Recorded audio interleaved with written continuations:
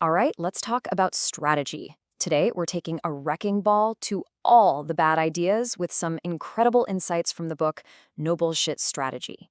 We're going to tear down the nonsense that clogs up boardrooms and get right to the heart of what it actually takes to win. So, just how radical is this approach? Well, one analysis said reading it was less like reading a business book and more like undergoing an exorcism. Now, that is a pretty intense claim, right? So let's dive in and see what kind of corporate demons we're casting out. And that really sharp take comes from a super interesting source. This whole explainer is based on an analysis by Santiago Duran, who's actually a clinical psychologist. So he brings this totally unique psychological lens to the world of business strategy, which is fascinating. Okay, section 1, the corporate exorcism.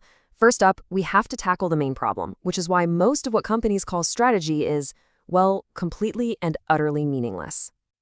This problem even has a name, corporate astrology. And you know exactly what this is. It's all those vague, feel-good platitudes, the wild ambitions, and that whole vision, mission, values, industrial complex that creates some nice posters for the break room, but gives you zero actual competitive edge. And this slide, wow, it draws a razor-sharp line in the sand.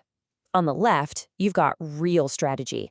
That's about designing a structural advantage. It's a machine built to exploit market forces. It's about making hard choices. On the right, that's what most companies do. It's just planning. It's optimizing what you already have. Basically, making a to-do list and just hoping for the best. All right, section 2, the fundamental choice. The big idea here is brutally simple. To win, you have to choose. You absolutely cannot have it all. And according to this whole framework, there are only 2 ways you can really win. You can have a cost advantage, you produce the same value, just for less money, or you can have a differentiation advantage. You create something so much better that people are actually willing to pay more for it. That's it. Those are your only 2 moves on the board. But this is the trap. This is where so many companies go wrong. They try to do what's called straddling. They try to be the cheapest and the best. And guess what happens? They end up as neither.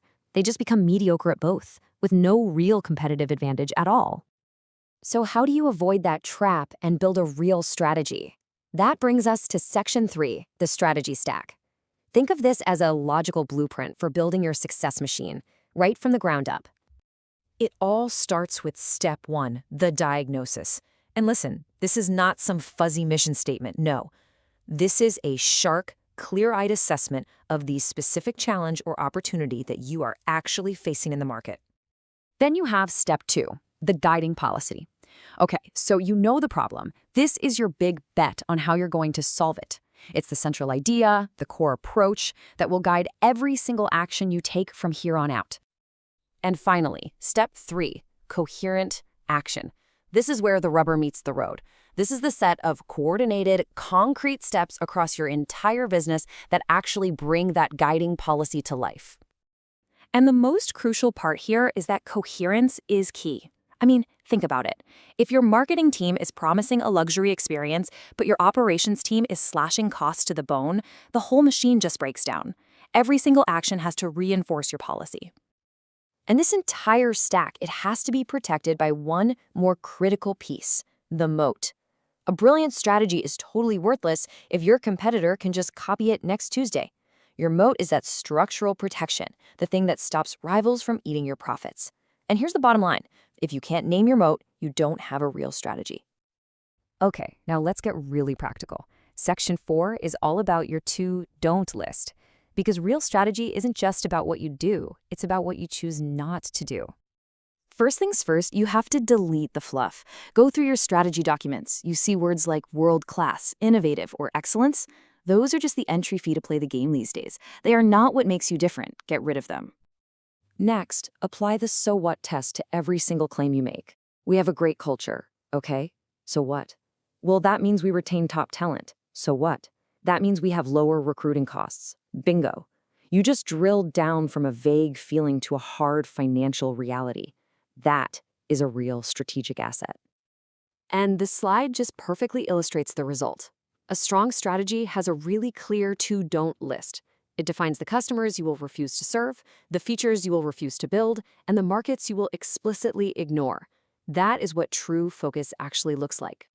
Okay, Section 5, Finding Your Fulcrum. This is the final, powerful insight that really ties everything together. It's all about achieving leverage, not just applying more labor. And this quote just beautifully sums up the core philosophy.